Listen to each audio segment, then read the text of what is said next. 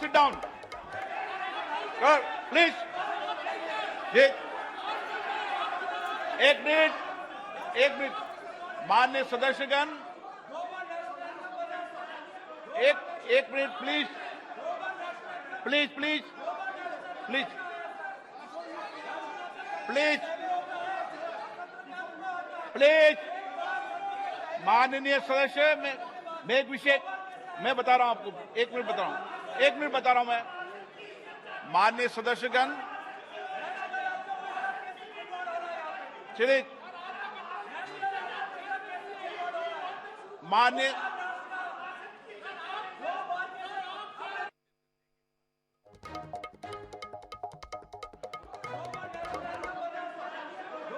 एक minute please please please please please please माननीय सदस्य, मैं एक विषय मैं बता रहा हूं आपको, एक मिनट बता रहा हूं मैं। माननीय सदस्यगण, चलिए माननीय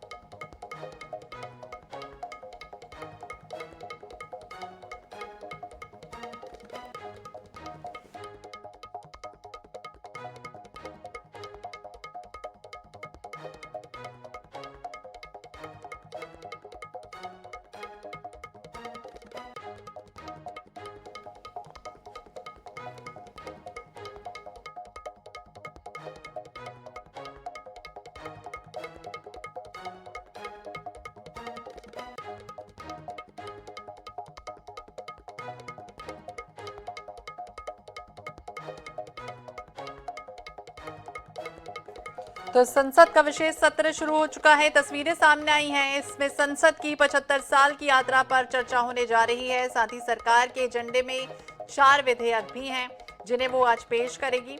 हालांकि विपक्ष को यह आशंका है कि कुछ और भी बड़ा हो सकता है। इससे पहले 1962 वो समय आपको याद होगा जब भारत चीन जंग समेत 11 मौकों पर संसद का विशेष सत्र बुलाया गया था। संविधान के अनुच्छेद 85 में संसदीय सत्र बुलाए जाने का भी जिक्र है। हालांकि आमतौर पर संसद में 3 बार ही सेशन बुलाए जाने की परंपरा है, लेकिन इस बार विशेष सत्र बुलाया जा रहा है। तो विशेष सत्र को बुलाने के मुद्दे पर अंतिम फैसला हालांकि राष्ट्रपति ही लेते हैं। राष्ट्रपति ये फैसला केंद्र सरकार की सलाह पर ही लेते हैं, यानी विशेष सत्र बुलाने का फैसला केंद्र सरकार ही करती है। इसमें राष्ट्रपति की भूमिका प्रतीकात्मक होती है और विशेष सत्र अक्सर किसी खास वजह से ही बुलाए जाते हैं। प्लीज माननीय सदस्यगण, प्लीज बैठिए। माननीय प्लीज एक मिनट बैठिए, ये व्यवस्था ठीक नहीं है, आप बैठिए।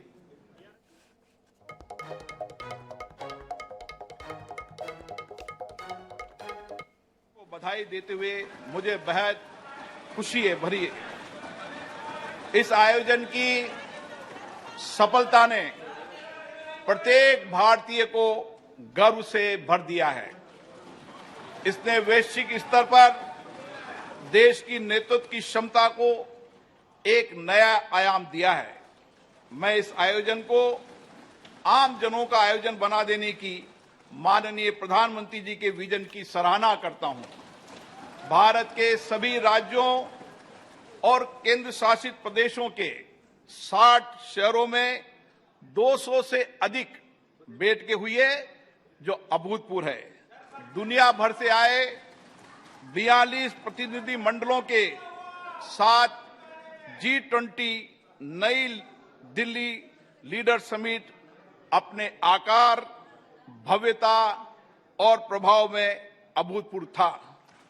इससे विश्व को भारत की विविधता, लोकतांत्रिक शक्ति और प्रतिभा को देखने का अवसर मिला है। भारत की G20 की अध्यक्षता समावेशी, आकांक्षी, कार्य उन्मुख, निर्णायक और जन केंद्रित रही है। G20 नेताओं के शिखर सम्मेलन में लिए गए निर्णय परिवर्तनकारी हैं। और ये आने वाले दशकों में वैश्विक व्यवस्था को नया रूप देने में सहायक होंगे। माननीय प्रधानमंत्री जी के विजन और मार्गदर्शन में G20 नई दिल्ली लीडर्स समिट घोषणा पत्र को सर्वसम्मति से अपनाया गया और संवेदनशील मुद्दों पर भी सबकी सहमति बनी।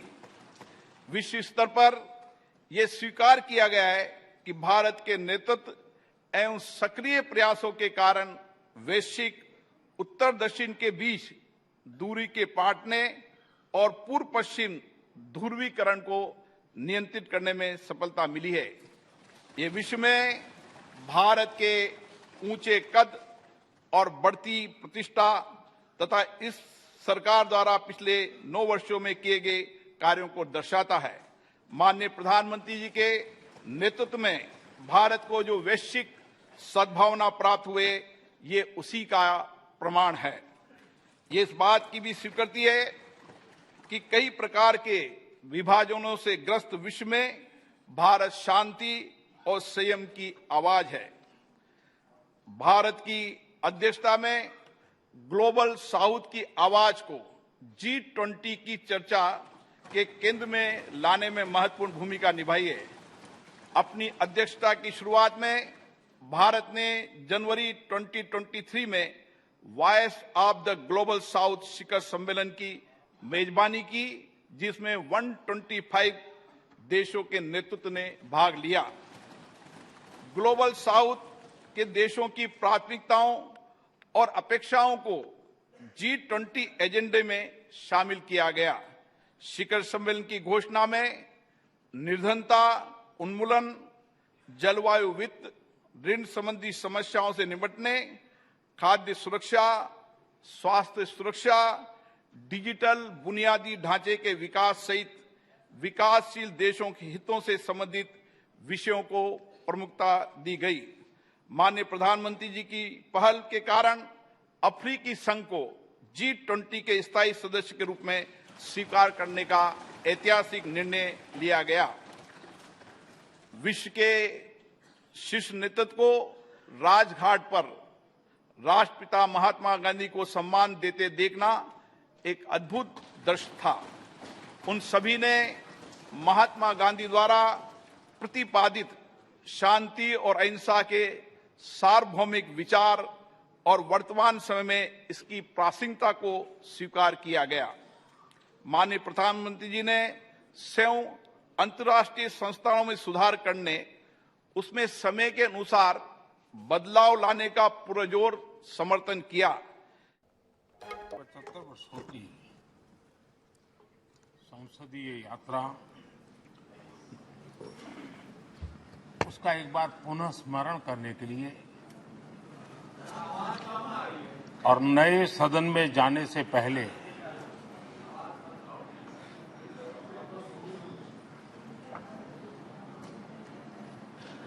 उन प्रेरक पड़ाव को, इतिहास की महत्वपूर्ण घड़ी को स्मरण करते हुए आगे बढ़ने का ये अवसर है। हम सब इस ऐतिहासिक भवन से विदा ले रहे हैं। आजादी के पहले ये सदन इंपीरियल लेजिस्लेटिव काउंसिल का स्थान हुआ करता था। आजादी के बाद ये संसद भवन के रूप में उसको पहचान मिली। ये सही है, इस इमारत के निर्माण करने का निर्णय विदेशी शासकों का था, लेकिन ये बात हम न कभी भूल सकते हैं और हम गर्व से कह सकते हैं कि इस भवन के निर्माण में पसीना मेरे देशवासियों का लगा था, परिश्रम मेरे देशवासियों का लगा था और पैसे भी मेरे देश के लोगों के।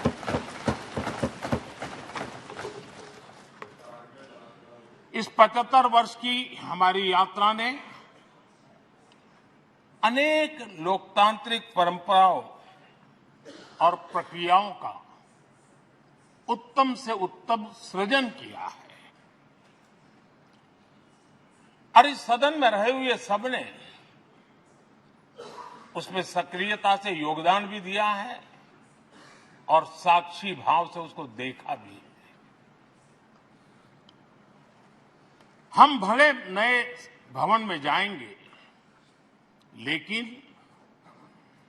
पुराना भवन भी, ये भवन भी आने वाली पीढ़ियों को हमेशा हमेशा प्रेरणा देता रहेगा।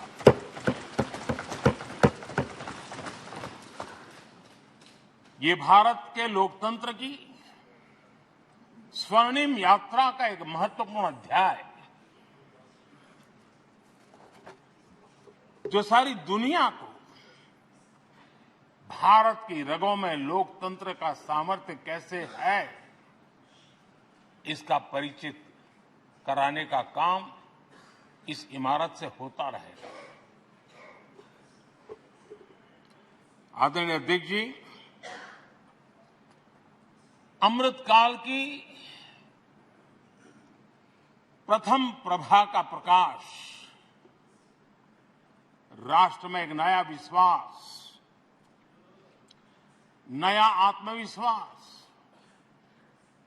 नया उमंग, नए सपने, नए संकल्प और राष्ट्र का नया सामर्थ्य उसे भर रहा है। चारों तरफ आज भारतवासियों की उपलब्धि की चर्चा हो रही है और गौरव के साथ हो रही है। ये हमारे 75 साल के संसदीय इतिहास का एक सामूहिक प्रयास का परिणाम है, जिसके कारण विश्व में आज वो गूंज सुनाई दे रही है। आदरणीय अध्यक्ष जी, चंद्रयान 3 की सफलता न सिर्फ पूरा भारत, पूरा देश अभिभूत है और इसमें भारत के सामर्थ्य का एक नया रूप, जो आधुनिकता से जुड़ा है, जो विज्ञान से जुड़ा है, जो टेक्नोलॉजी से जुड़ा है, जो हमारे वैज्ञानिकों के सामर्थ्य से जुड़ा है, जो 140 करोड़ देशवासियों के संकल्प की शक्ति से जुड़ा हुआ है, वो देश और दुनिया पर एक नया प्रभाव पैदा करने वाला है। ये सदन और इस सदन के माध्यम से मैं फिर एक बार देश के वैज्ञानिकों और उनके साथियों को कोटि कोटि बधाइयां देता हूं, उनका अभिनंदन करता हूं।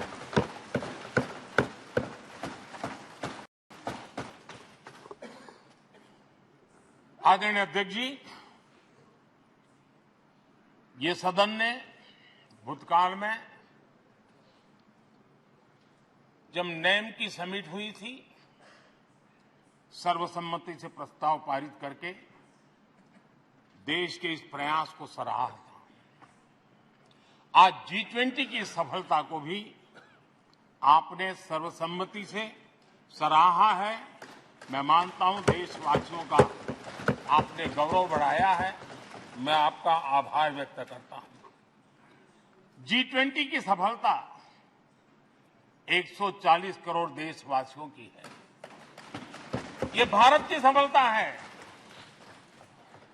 किसी व्यक्ति की सफलता नहीं है, किसी दल की सफलता नहीं है।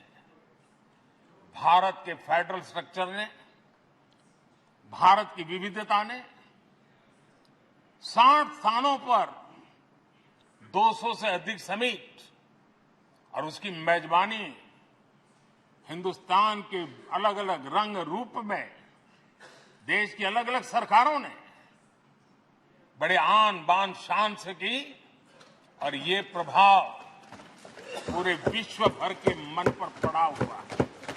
ये हम सबके सेलिब्रेट करने वाला विषय है, देश के गौरवगान को बढ़ाने वाला है। और जैसा आपने उल्लेख किया, भारत इस बात के लिए गर्व करेगा, जब भारत अध्यक्ष रहा उस समय अफ्रीकन यूनियन इसका सदस्य बना।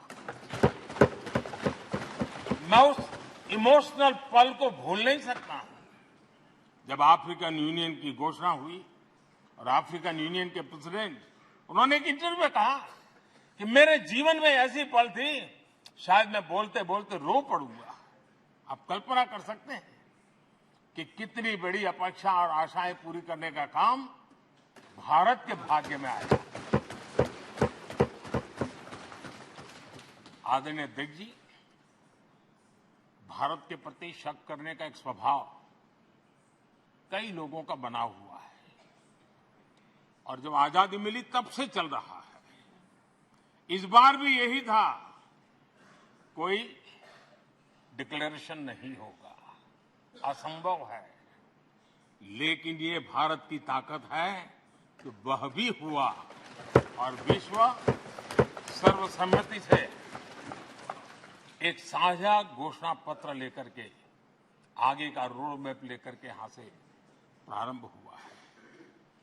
और अध्यक्ष जी, आपके नेतृत्व में, क्योंकि भारत की अध्यक्षता नवंबर के आखिरी दिन तक है, इसलिए अभी हमारे पास जो समय है उसका उपयोग हम करने वाले हैं और आपकी अध्यक्षता में दुनिया भर के ये जो G20 के सदस्य हैं, P20 पार्लियामेंट के स्पीकर्स की एक समिट जैसे आपने घोषणा की, सरकार का आपके इस प्रयासों को पूरा समर्थन रहेगा, पूरा सहयोग रहेगा।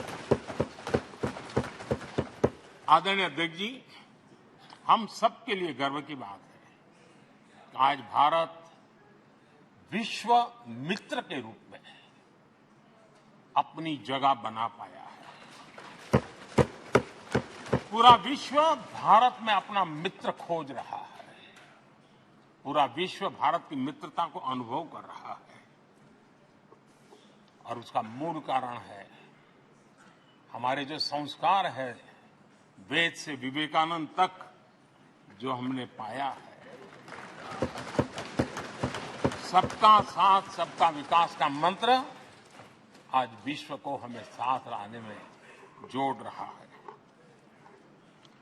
आदरणीय अध्यक्ष जी, ये सदन से विदाई लेना एक बहुत ही भावुक पल है। परिवार भी अगर पुराना घर छोड़ करके नए घर जाता है तो बहुत सारी यादें कुछ पल के लिए उसको झकझोर देती है और हम जब ये सदन को छोड़ के जा रहे हैं तो हमारा मन मस्तिष्क भी उन भावनाओं से भरा हुआ है, अनेक यादों से भरा हुआ है। खट्टे मीठे अनुभव भी रहे हैं, नोकझोंक भी रही है, कभी संघर्ष का माहौल भी रहा है और कभी इसी सदन में उत्सव और उमंग का माहौल भी रहा है। ये सारी स्मृतियां हमारे साथ हम सबकी साझी स्मृतियां हैं, ये हम सबकी साझी विरासत है और इसलिए इसका गौरव भी हम सबका साझा है।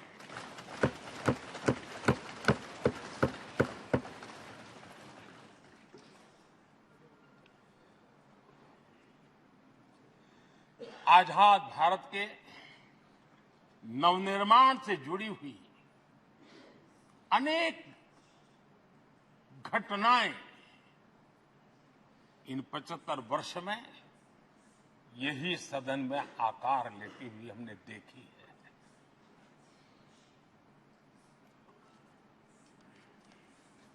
आज हम जब इस सदन को छोड़ करके नए सदन की ओर प्रस्थान करने वाले हैं, तब भारत के सामान्य मानवीय की भावनाओं को जहां जो आदर मिला है, सम्मान मिला है, उसकी अभिव्यक्ति का भी एक अवसर है। और इसलिए आदरणीय अध्यक्ष जी, मैं पहली बार जब संसद का सदस्य बना और पहली बार एक सांसद के रूप में इस भवन में मैंने प्रवेश किया, तो सहज रूप से मैंने इस संसद भवन के दौर पंक्ति पर अपना शीश झुका करके इस लोकतंत्र के मंदिर को श्रद्धा भाव से नमन करते हुए मैंने पैर रखा था।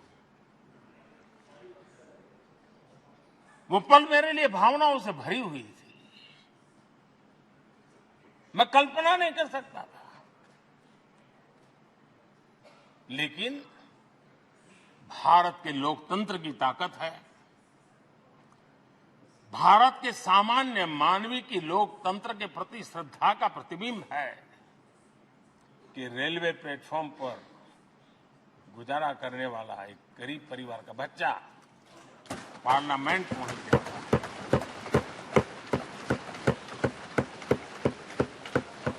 मैंने कभी कल्पना तक नहीं की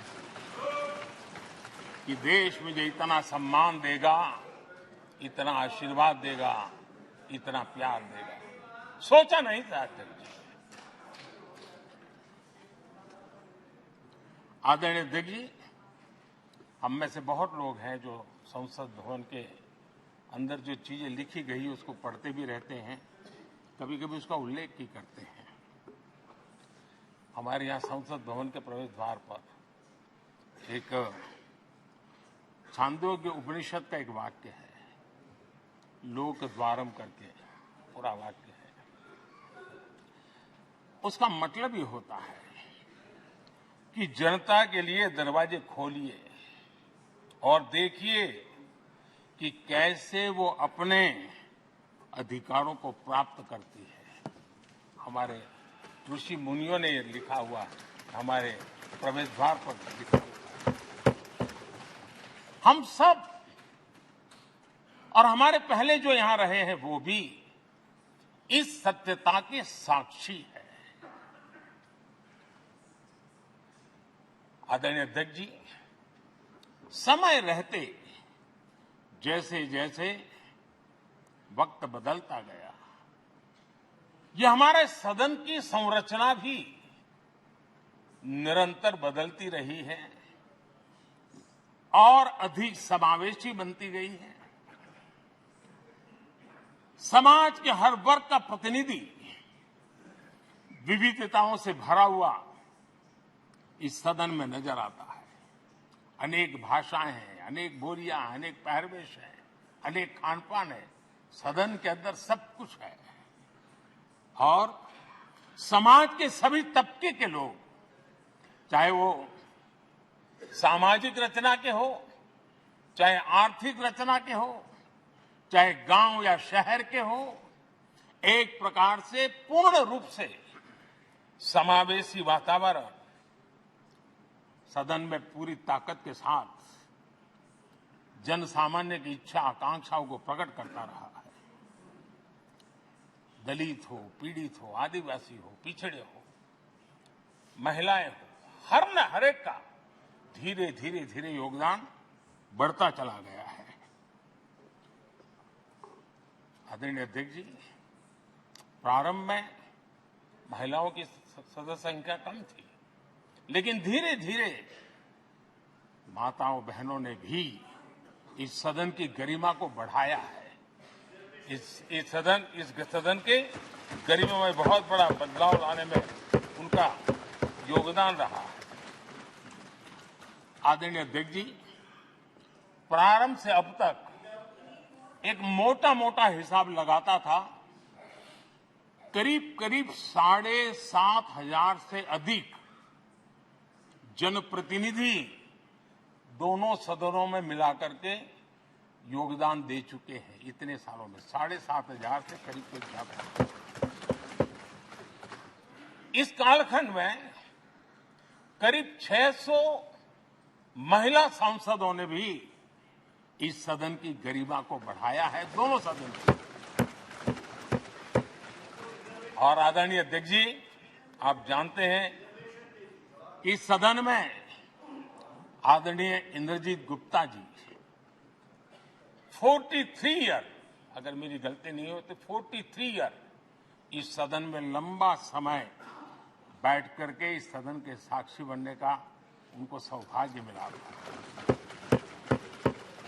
और यही सदन है आदरणीय अध्यक्ष जी जहां शकीकुर रहमान जी 93 की एज में भी सदन में अपना योगदान देते रहे, जबकि उनकी उम्र 93। और आदरणीय अध्यक्ष जी, ये भारत के लोकतंत्र की ताकत है कि 25 साल की उम्र की चंद्रमणि मुर्मू इस सदन की सदस्य बनी थी। सिर्फ 25 साल की उम्र की, सबसे छोटी उम्र की सदस्य बनी थी। आदरणीय अध्यक्ष महोदय, वाद विवाद कटाक्ष ये सब कुछ हम सबने अनुभव किया है, हम सबने इनिशिएट भी किया है, कोई बाकी नहीं है। लेकिन उसके बावजूद भी शायद जो परिवार भाव हम लोगों के बीच में रहा है, हमारे पहले की पीढ़ियों में भी रहा है, जो लोग प्रचार माध्यमों से हमारे यहां का रूप देखते हैं और बाहर निकलते ही हमारा जो अपनापन होता है, परिवार भाव होता है, वो एक अलग ही ऊंचाई पर ले जाता है। और ये भी इस सदन की ताकत है, एक परिवार भाव। और उसके साथ साथ हम कभी कड़वाहट पाल करके नहीं जाते हैं, हम उसी प्यार से सदन छोड़ने के कई वर्षों के बाद भी मिल जाए तो भी उस प्यार को कभी भूलते नहीं है, उस स्नेह भरे याद दिनों को भूलते नहीं है। वो मैं अनुभव कर सकता हूं। आदरणीय अध्यक्ष जी, हमारे पहले भी और वर्तमान भी हमने कई बार देखा है कि अनेक संकटों के बावजूद भी, अनेक असुविधाओं के बावजूद भी सांसद सदन में आए हैं और उन्होंने शारीरिक पीड़ा भी असह्य हो तो भी सदन में एक सांसद के रूप में, जनप्रतिनिधि के रूप में अपना कर्तव्य निभाया है। ऐसी अनेक घटनाएं आज हमारे सामने हैं। गंभीर बीमारियों के बावजूद भी कोई व्हीलचेयर में आना पड़ा, किसी को डॉक्टरों को बाहर खड़े रख करके अंदर आना पड़ता, लेकिन सभी सांसदों ने कभी न कभी इस प्रकार से अपनी भूमिका निभाई। कोरोना काल हमारे सामने उदाहरण है। हर परिवार में रहता था कहीं बाहर जाए तो मौत को बुलावा न दे दे, उसके बावजूद भी हमारे माननीय सांसद दोनों सदन में कोरोना काल के इस संकट की घड़ी में भी सदन में आए, अपना कर्तव्य निभाया। हमने राष्ट्र का काम रुकने नहीं दिया। आवश्यकता पड़ी, डिस्टेंस रखना भी था और बार बार टेस्टिंग भी करना पड़ता था। सदन में आते थे लेकिन मास्क पहनना पड़ता था। बैठने की रचना भी अलग अलग की, समय भी बदले गए। हर चीज के साथ राष्ट्र का काम रुकना नहीं चाहिए, इस भाव से सभी सदस्यों ने इस सदन को अपने कर्तव्य का महत्वपूर्ण अंग माना, संसद को चलाए रखा। और मैंने देखा है कि इस सदन से इतना लगाव लोगों का रहता है कि पहले कभी हम देखते थे कोई 30 साल पहले सांसद रहा होगा, कोई 35 साल पहले रहा होगा, लेकिन वो सेंट्रल हॉल तो जरूर आएगा। जैसे मंदिर जाने की आदत होती है वैसे उनको सदन में आने की आदत है। इस जगह का लगाव बन जाता है, एक आत्मीय भाव से जुड़ाव हो जाता है। और ऐसे बहुत से पुराने लोग हैं जो आते जाते भी मन करता है जरा चलो एक चक्कर काटते। आज उनका जनप्रतिनिधि के नाते दायित्व तो नहीं है, लेकिन भूमि के प्रति उनका लगाव हो जाता है। ये सामर्थ्य होता है इस सदन का। आदरणीय अध्यक्ष महोदय, आजादी के बाद बहुत बड़े बड़े विद्वान लोगों ने बहुत आशंकाएं व्यक्त की थी। पता नहीं देश का क्या होगा, चल पाएगा कि नहीं चल पाएगा, एक रहेगा कि बिखर जाएगा, लोकतंत्र बना रहेगा नहीं, 50। लेकिन इस देश की संसद की ताकत है कि पूरे विश्व को गलत सिद्ध कर दिया और ये राष्ट्र पूरे सामर्थ्य के साथ आगे बढ़ता रहा। और इस विश्वास से कि हम भले आशंकाएं होंगी, घने काले बादल होंगे, लेकिन सफलता प्राप्त करते रहेंगे। और ये हम सब लोगों ने, हमारी पुरानी पीढ़ियों ने मिलकर के इस काम को करके दिखाया है। इसका गौरवगान करने का ये अवसर है। आदरणीय अध्यक्ष जी, इसी भवन में 2 साल 11 महीने तक संविधान सभा की बैठकें हुई और उसने देश के लिए एक मार्गदर्शक जो आज भी हमें चलाता है, हमारे संविधान दिया। और 26 नवंबर 1949 को जो संविधान हमें मिला, वो 26 जनवरी 1950 को लागू हुआ। इन 75 वर्षों में सबसे बड़ा जो अचीवमेंट है वो ये है कि देश के सामान्य मानवी का इस संसद पर विश्वास बढ़ता ही गया है। और लोकतंत्र की सबसे बड़ी ताकत यही है कि इस महान संस्था के प्रति, इस महान इंस्टीट्यूशन के प्रति, इस व्यवस्था के प्रति उनका विश्वास अटूट रहे, विश्वास उनका बना रहे। इन 75 वर्षों में हमारी संसद ने जन भावनाओं की अभिव्यक्ति का भवन भी बना दिया। यहां जन भावनाओं की पुरजोश अभिव्यक्ति और हम देखते हैं राजेंद्र बाबू से लेकर डॉक्टर कलाम,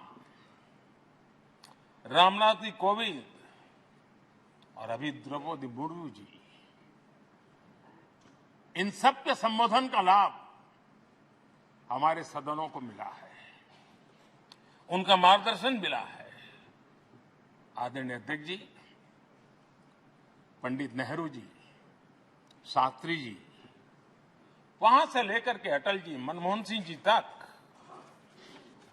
एक बहुत बड़ी श्रृंखला जिसने इस सदन का नेतृत्व किया है और सदन के माध्यम से देश को दिशा दी है, देश को नए रंग रूप में ढालने के लिए उन्होंने परिश्रम किया है, पुरुषार्थ किया है।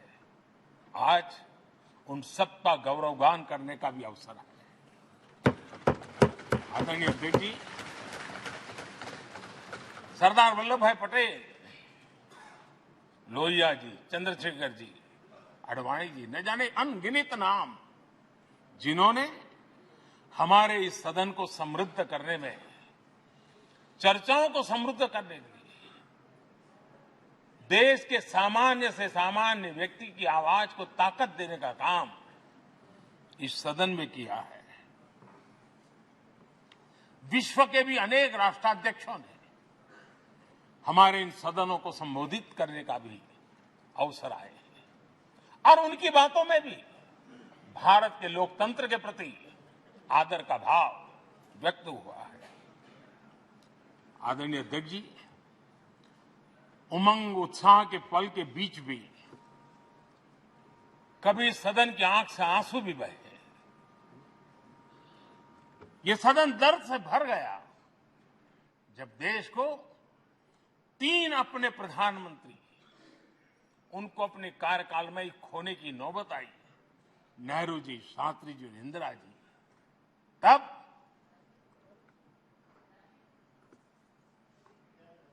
ये सदन अश्रु भीनी आंखों से उन्हें विदाई दे रहा था। आदरणीय अध्यक्ष जी, अनेक चुनौतियों के बावजूद भी हर स्पीकर ने, हर सभापति ने बेहतरीन तरीके से दोनों सदनों को सुचारू रूप से चलाया है और अपने कार्यकाल में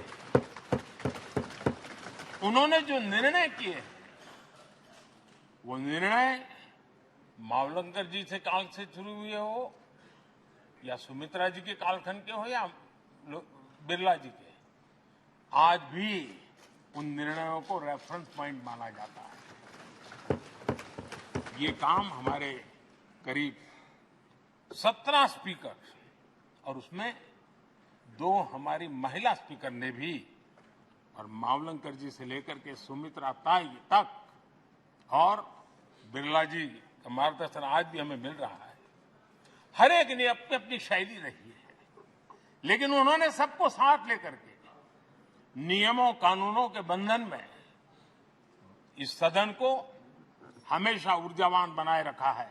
मैं आज उन सभी स्पीकर महोदय को भी आज वंदन करता हूं, अभिनंदन करता हूं।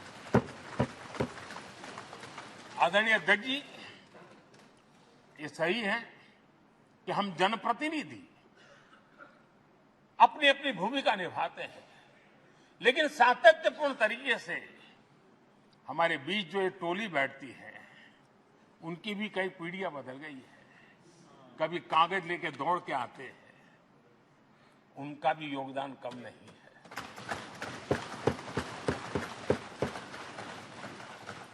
हमें कागज पत्र पहुंचाने के लिए दौड़ते हैं, सदन में कोई गलती न हो जाए, उसके निर्णय में कोई गलत न हो जाए, उसके लिए वो चौकन्ने रहते हैं। जो काम इनके द्वारा हुआ है उसने भी सदन के क्वालिटी ऑफ गवर्नेंस में तेजी लाने में बहुत बड़ी मदद की है। मैं उन सभी साथियों का और इनके पूर्व में जो रहे हैं उनका भी हृदय से अभिनंदन करता हूं। इतना ही नहीं, सदन मतलब ये खंड ही नहीं है, इस पूरे परिसर में अनेक लोगों ने, किसी ने हमें चाय पिलाई होगी, किसी ने पानी पिलाया होगा, किसी ने रात रात चली हुई सदन को किसी को भूखा पेट रहने नहीं दिया होगा। कई प्रकार की सेवाएं की होगी। किसी ने माली ने इसके बाहर के एनवायरनमेंट को संभाला होगा, किसी ने इसकी सफाई की होगी। न जाने कितने ही अनगिनत लोग होंगे जिन्होंने हम सब अच्छे ढंग से काम कर सके, और यहां जो काम हो वो काम देश को आगे बढ़ाने के लिए अधिक से अधिक तेजी से हो, उसके लिए जो माहौल बनाना, व्यवस्था बनाना, उसके लिए जिसने योगदान दिया है, मेरी तरफ से भी और इस सदन की तरफ से भी मैं उनका विशेष रूप से नमन करता हूं।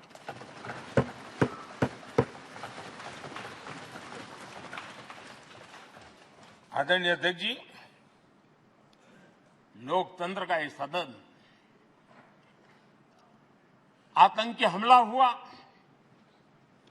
पूरे विश्व में यह आतंकी हमला एक इमारत पर नहीं था, ये मदर ऑफ डेमोक्रेसी एक प्रकार से हमारी जीवात्मा पर यह हमला था। ये देश उस घटना को कभी भूल नहीं सकता है, लेकिन आतंकियों से लड़ते लड़ते सदन को बचाने के लिए और हर सदस्य को बचाने के लिए जिन्होंने अपने सीने पर गोलियां झेली, आज मैं उनको भी नमन करता हूं। हमारे बीच नहीं है, लेकिन उन्होंने बहुत बड़ी रक्षा की है। आदरणीय अध्यक्ष जी, जब आज हम इस सदन को छोड़ रहे हैं, तब मैं उन पत्रकार मित्रों को भी याद करना चाहता हूं जिन्होंने जीवन में, कुछ लोग तो ऐसे हैं जिन्होंने पूरा जीवन अपने कार्यकाल में संसद के काम को ही उन्होंने रिपोर्ट किया है। एक प्रकार से वो जीवंत साक्षी रहे हैं। उन्होंने यहां की पल पल की जानकारी देश तक पहुंचाई, और तब तो ये सारा टेक्नोलॉजी अवेलेबल नहीं थी। तब वही लोग थे जो यहां की बात पहुंचाते थे, और उनका सामर्थ्य था वो अंदर की भी पहुंचाते थे और अंदर की भी पहुंचाते थे।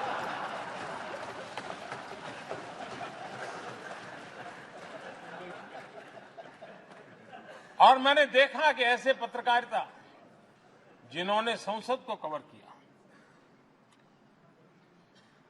शायद उनके नाम जाने नहीं जाते होंगे, लेकिन इनके काम को कोई भूल नहीं सकता है।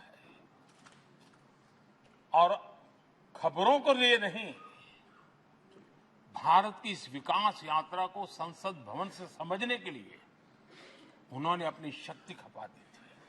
आज भी पुराने जो पत्रकार मित्र मिल जाते हैं और जिन्होंने कभी संसद को कवर किया हो, तो ऐसी अननोन चीजें बताते हैं जो उन्होंने अपनी आंखों से देखी होती है, कान से सुनी होती है, जो अचरज करने वाली होती है। यानी एक प्रकार से जैसी ताकत यहां की दीवारों की रही है, वैसा ही दर्पण उनकी कलम में रहा है, और उस कलम ने देश के अंदर संसद के प्रति, संसद सदस्यों के प्रति एक अहोभाव का भाव जगाया है।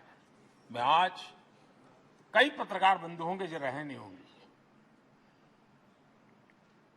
लेकिन मेरे लिए जैसा ये सदन छोड़ना भावुकपन है, मैं पक्का मानता हूं इन पत्रकार बंधुओं के लिए भी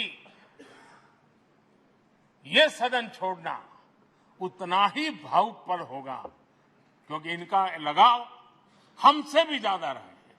कुछ तो पत्रकार ऐसे होंगे जो हम लोगों की टर्म से भी समय उन्होंने काम किया होगा। आज उनके उस महत्वपूर्ण लोकतंत्र की ताकत बनने के लिए योगदान देने के लिए भी याद करने का अवसर है। आदरणीय अध्यक्ष जी, जब हम सदन के अंदर आते हैं, हमारे यहां नाद ब्रह्म की कल्पना है। हमारे शास्त्रों में माना गया है किसी एक स्थान पर अनेक बार एक ही लय में उच्चारण होता है तो वो तपोस्थली बन जाता है, उसके एक पॉजिटिव वाइब होते हैं। नाद की एक ताकत होती है जो स्थान को सिद्धि स्थान में परिवर्तित कर देती है।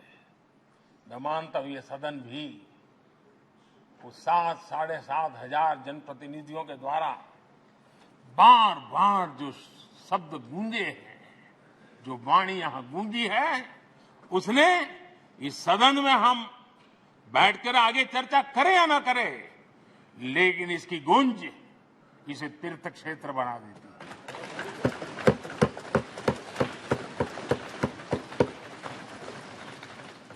एक जागृत जगह बन जाती है, और लोकतंत्र की प्रति श्रद्धा रखने वाला व्यक्ति आज से 50 साल के बाद भी जब यहां देखने के लिए भी आएगा तो उसे उस गूंज की अनुभूति होगी कि कभी भारत की आत्मा की आवाज यहां पर गूंजती थी। और इसलिए अध्यक्ष महोदय, ये वो सदन है जहां कभी भगत सिंह, बटुकेश्वर दत्त, उन्होंने अपनी वीरता सामर्थ्य से अंग्रेज सल्तनत को जगा दिया था बम का धमाका कर। वो बम की गूंज भी जो देश का भला चाहते हैं उनको कभी सोने नहीं देती। आदरणीय अध्यक्ष जी, ये वो सदन है जहां पंडित जी को इसलिए भी याद किएगा, अनेक बातों के लिए याद करेगा, लेकिन हम जरूर याद करेंगे इसी सदन में पंडित नेहरू का at the stroke of midnight की गूंज हम सबको प्रेरित करती रहेगी। और इसी सदन में अटल जी ने कहा था, वो शब्द आज भी गूंज रहे हैं इस सदन में, सरकारें आएगी जाएगी, पार्टियां बनेगी बिगड़ेगी, लेकिन ये देश रहना चाहिए।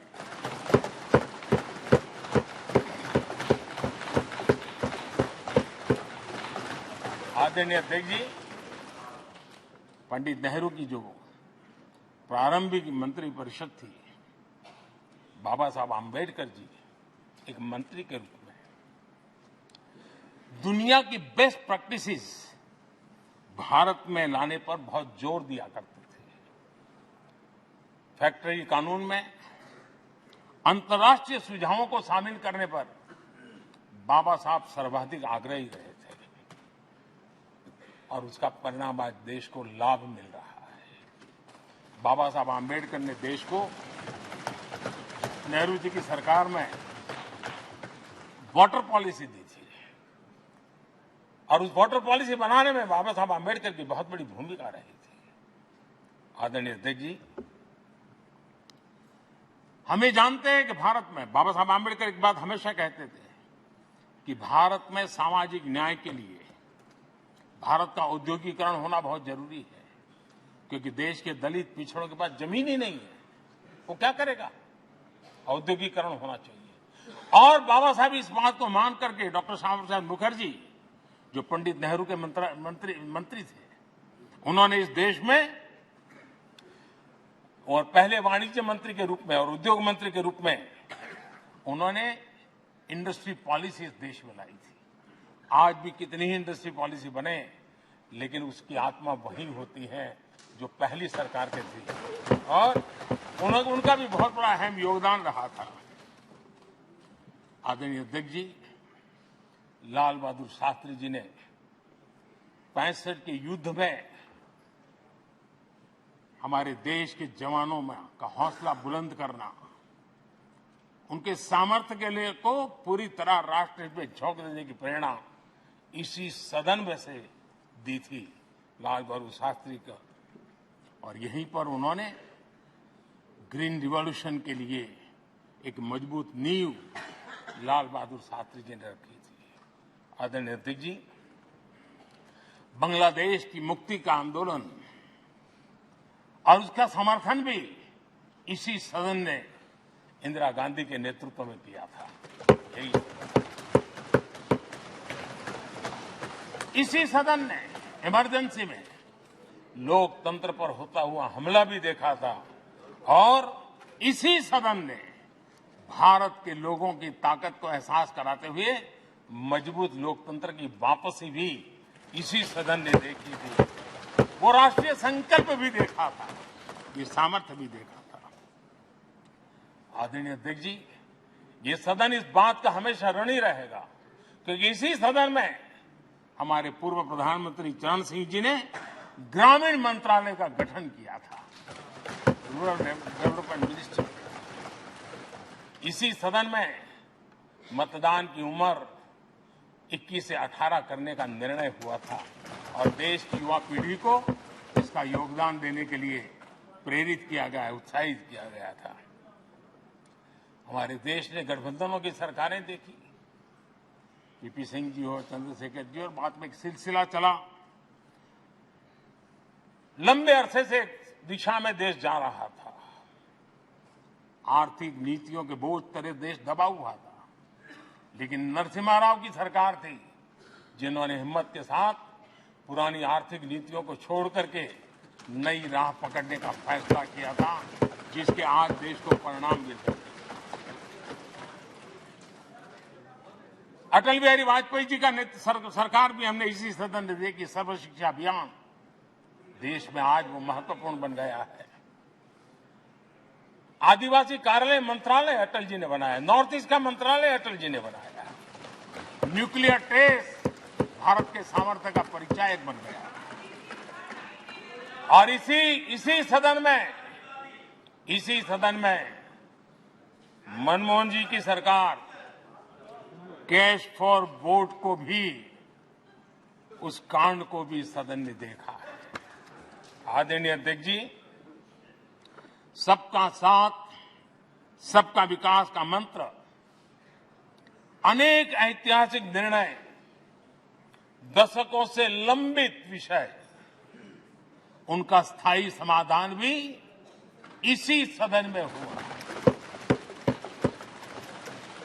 आर्टिकल 370, ये सदन हमेशा हमेशा गर्व के साथ कहेगा कि सदन के कारण one nation one tax, one nation one tax, GST का निर्णय भी इसी सदन ने किया।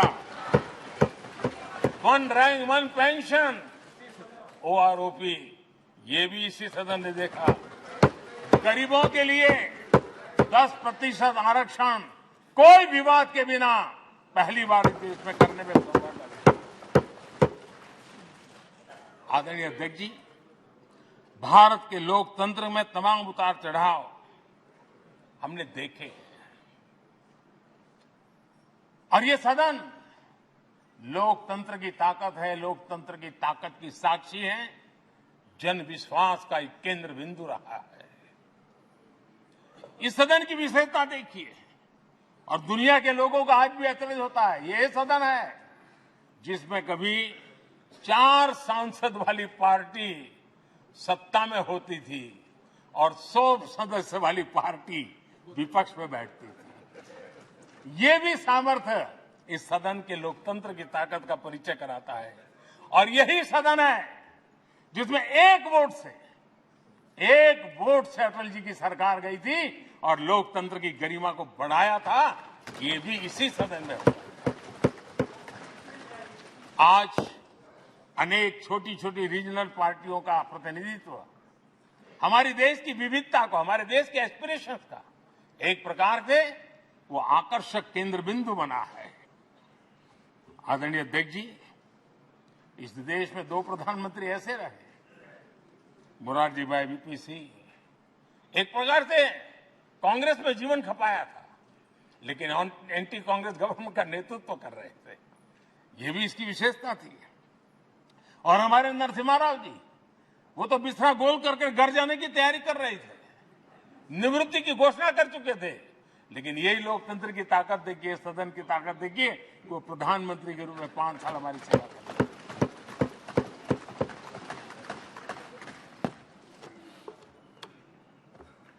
आदरणीय अध्यक्ष जी, सबकी सहमति से कठिन कार्य होते हुए हमने देखे हैं।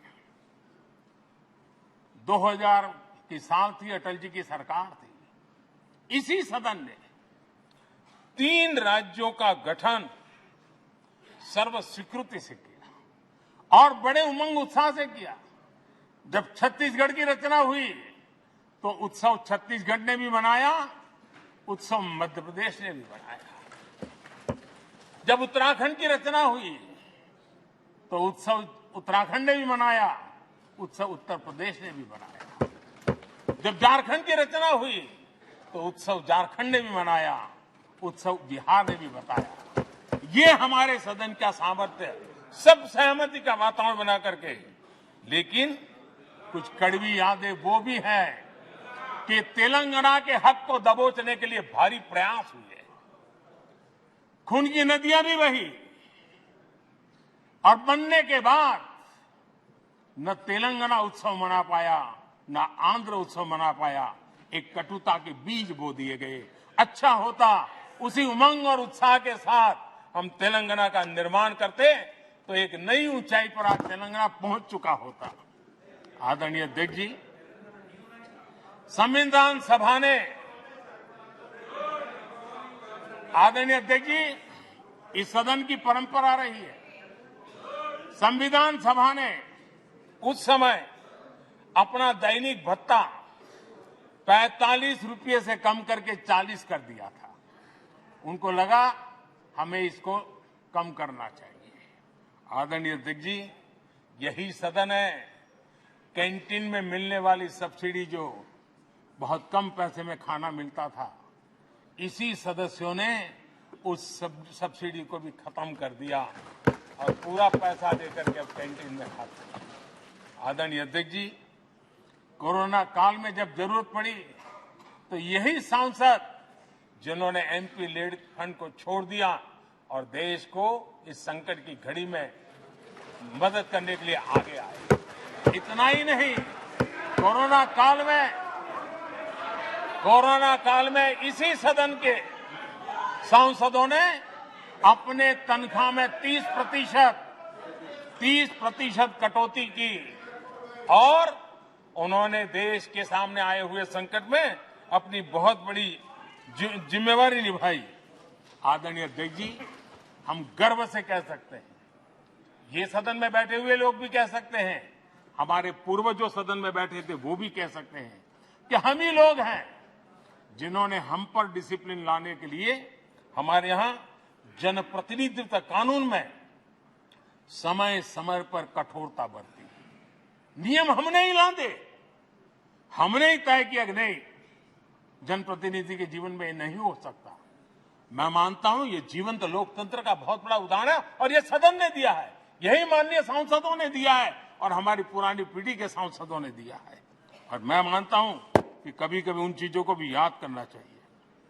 आदरणीय अध्यक्ष जी, हम जो वर्तमान सांसद हैं उनके लिए तो ये विशेष सौभाग्य का अवसर है। सौभाग्य का अवसर इसलिए है कि हमें इतिहास और भविष्य दोनों की कड़ी बनने का अवसर देता है।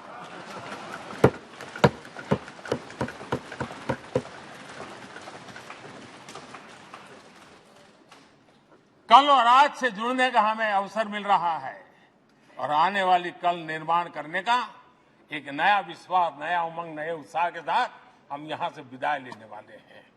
आदरणीय अध्यक्ष महोदय, आज का दिवस सिर्फ और सिर्फ इस सदन के सभी 7,500 जनप्रतिनिधि रह चुके हैं उनके गौरवगान का पल है। इन दीवारों से हमने जो प्रेरणा पाई है, जो नया विश्वास पाया है, उसको लेकर जाने का है। बहुत सी बातें ऐसी थी जो सदन में हर किसी की ताली की हकदार थी, लेकिन शायद राजनीति उसमें भी आड़े आ रही है। नेहरू जी के योगदान का गौरवगान अगर इस सदन में होता है, कौन सदस्य होगा जिसको ताली बजाने का मन न कर जाए। लेकिन उसके बावजूद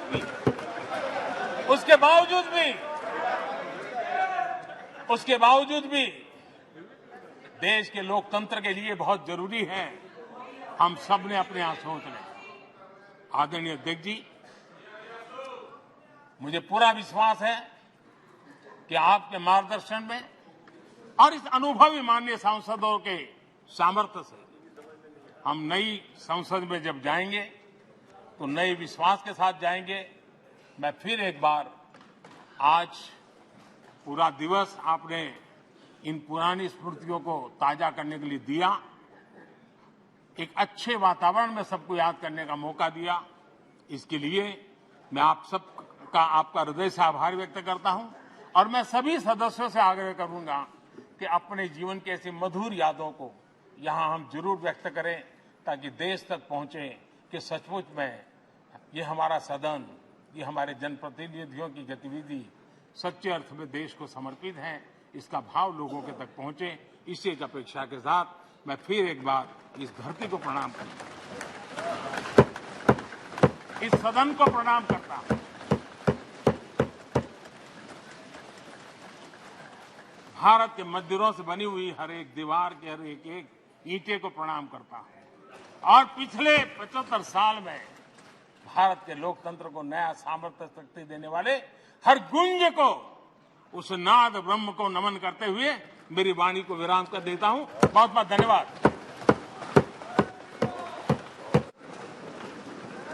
माननीय सदस्यगण, माननीय प्रधानमंत्री जी ने इस सदन की सीख, अनुभव, यहाँ की प्रेरणा, यहाँ की गूंज के बारे में व्यक्त किया है।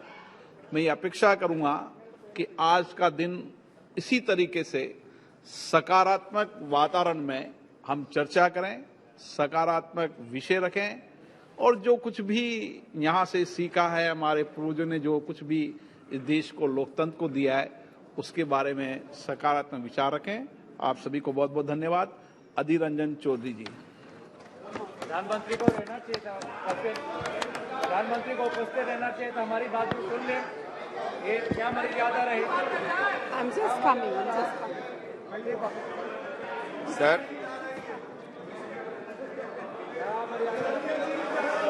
ये हमारे ये उनका बैग यहीं पे है, उनका बैग यहीं पे है, उनका बैग यहीं पे है। ये देखिए बैग, आपके बैग यहीं पे। आप तो चले नहीं गए, आप तो चले नहीं गए। अरे अरे बाप रे, चिंता नहीं आ रही है। आपके कहाँ गए? बहुत लंबी भाषण के